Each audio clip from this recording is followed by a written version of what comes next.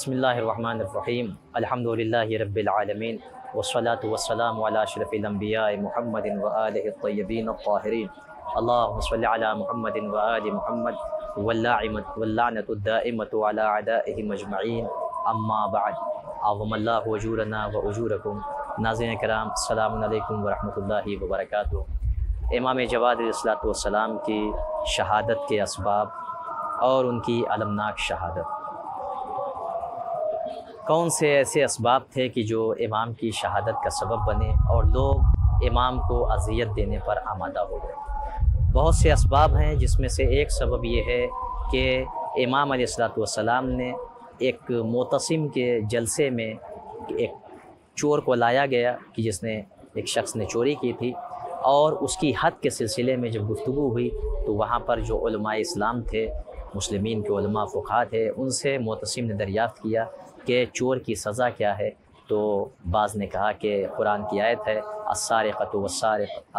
والسارقۃ فاقطعوا ایدیہما، کہ جو چور یا چورنی ہے اس کے دونوں ہاتھوں کو کاٹ دیا جائے، اس کے ہاتھوں کو کاٹ دیا جائے۔ لہٰذا وہاں پر جب گفتگو ہوئی کہ ہاتھ کاٹا کہاں سے جائے، تو اب جب سب سے رائے لی گئی تو کسی نے کہا کہ ہاتھ جو ہے وہ کوہنیوں سے کاٹا جائے، کسی نے کہا بازو سے کاٹا جائے، کسی نے کچھ بتایا۔ اب سب سے بڑا جو وہاں کا قاضی القضات تھا،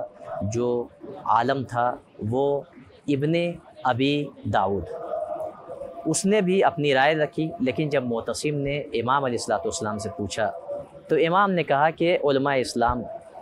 سے پوچھا جائے، تو معتصم نے کہا کہ نہیں، آپ کو جواب دینا ہوگا۔ تو امام علیہ الصلوۃ والسلام نے فرمایا کہ نہیں، چور کے ہاتھ وہ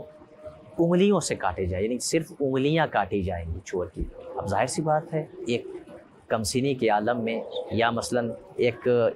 ابن ابی داؤد یا دیگر جو فقہا علماء، ان کے سامنے امام کمسین ہے، اس لیے کہ وہ ضعیفی کی عمر میں، اور امام کہاں جو ہے وہ نوجوانی کا عالم، اور اس طریقے سے علم و حکمت۔ تو اب یہ بڑا عجیب جواب تھا کہ کیسے فرزند رسول انگلیوں کو پر ہاتھ کا اطلاق ہوتا ہے، انگلیاں ہیں، ہاتھ نہیں کہا جائے گا؟ تو امام نے کہا نہیں،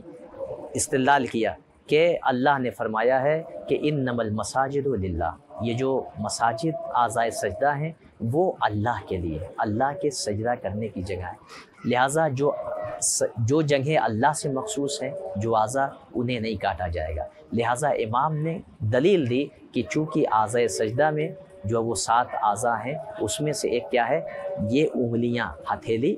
انگلیاں، لہٰذا ہتھیلی جو ہے وہ اعضائے سجدہ میں سے، امام نے کہا انگلیاں کاٹی جائے۔ لہٰذا اب یہ چیز کہ جو ابن ابی داؤد ہے وہ کہتا ہے کہ میں یہ تمنا کرتا تھا کہ کاش کہ میں آج مر گیا ہوتا، اس لیے کہ بہت بڑی اہانت ہوئی اس کی کہ وہ اتنا بڑا عالم اور بزرگ اور قاضی القضات ہو کے اس نے غلط جواب دیا، اور امام نے جو 25 برس کا سن ہے انہوں نے اس طریقے سے جواب دیا۔ یہ ایک سبب بنا کہ اس کے بعد یہ ہیلا کرنے لگا، معتصم کو ورگلانے لگا کہ یہ اہانت ہوئی ہے، آپ کے علماء کی اہانت ہوئی ہے، فقہا کی اہانت ہوئی ہے، لہٰذا آپ کی بھی یہ اہانت ہے، لہٰذا اس کا جبران کیا جائے، اس کو ورگلایا۔ ادھر دوسری طرف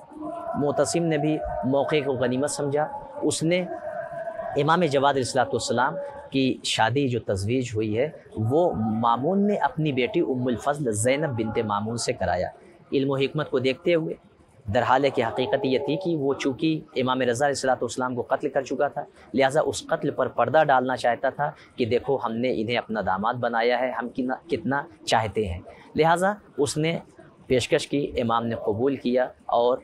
زواج ہو گیا۔ لہٰذا اب چونکہ یہ جو ام الفضل تھی، اس کے کوئی اولاد، امام سے اس کی کوئی اولاد نہیں تھی، اس کی نسل کا سلسلہ آگے نہیں بڑھا، بلکہ امام کی جو اولاد تھی وہ دوسری بیوی سے امام کی تمام کے تمام اولاد تھیں۔ لہٰذا اب یہ ایک حقد، ایک کینہ جو دل میں، یہ کوئی نئی بات نہیں تھی، ازواج رسول میں بھی ایسا کینہ اور حسد موجود تھا کہ جو ماں نہ بن سکی وہ ان سے حسد کرنے لگی کہ جن کو اللہ نے جو ہے وہ آل رسول کی ماں بننے کا شرف عطا کیا، جناب خدیجہ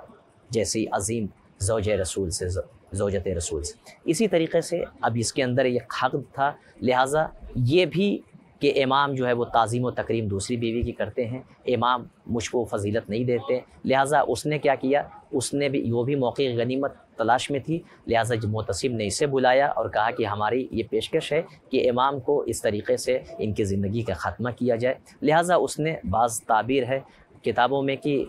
عنب کچھ انگور زہر آلود انگور جو ہے وہ بھیجے کہ اس کو امام کو دے دیا جائے، بعض اس میں ہے کہ اس نے رومال کے سہارے سے اور امام کو زہر دینے کی کوشش کی، لہٰذا یہ اسباب، ایک تو مختصر سا سن یعنی 25 برس کی عمر میں امام کی شہادت ہو گئی، یعنی 25 سال کی عمر میں ایک انسان جو تمام دنیا کے عقدہ اور تمام گرہوں کے کھول کے جا رہا ہے، علوم و حکمت کا سرچشمہ امت کے حوالے، 25 برس کی عمر میں امام سارے کار امامت کو انجام کر کے اس دنیا سے جا رہے ہیں دار بقا کی طرف، لقاء الہی کی طرف۔ علامہ ذیشان درجوادی کہتے ہیں کہ وہ محمد، وہ تقی، وہ ہم غریبوں کے امام، ابتدا سے انتہا کا فاصلہ بتلا گئے، دار دنیا میں وہ ٹھہرے تھے فقط 25 سال،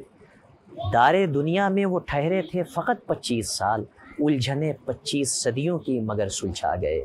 لہٰذا یہ 25 برس کی عمر میں وہ جو کار امامت انجام دیا ہے، وہ کم سنی کے عالم سے جو امامت کے امور کو آگے بڑھایا، اور 25 سال کے عمر میں امام نے بے شمار علم و حکمت کو امت کے حوالے کیا، اور بہت سے لوگوں نے امام سے کسب فیض کیا، امام سے بہت سے لوگ محبت کرنے لگے، علماء اسلام بھی امام کے در پر آتے تھے اور اپنے سوالات کے جوابات امام سے طلب کرتے تھے، لہٰذا یہ ساری چیزیں سبب بنی حقد کا، حسد کا، کہ معتصم نے چاہا کہ ایسا نہ ہو کہ لوگ ان کی طرف مائل ہوں اور ہماری حکومت کو کوئی خطرہ ہو، لہٰذا اس نے بھی حیلہ اختیار کیا، اور امام کی جو زوجہ ام الفضل زینب بنت مامون جو اس موقع کی تلاش میں تھی، امام کو اذیت دینا چاہتی تھی، اس کے ذریعے سے جو ہے امام کو زہر دلایا گیا، اور اس نے امام کو زہر دیا، امام کو زہر دیا، اور آپ سوچیں کہ امام کو زہر دینے کے بعد یہ گریہ کر رہی ہے، رو رہی ہے، لہٰذا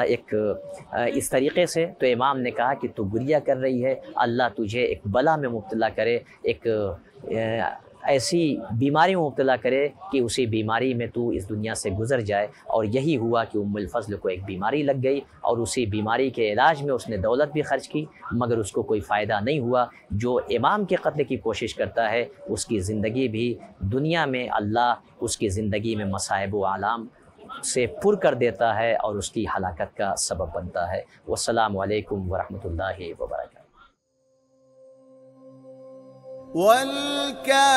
والكاظمين الغيظ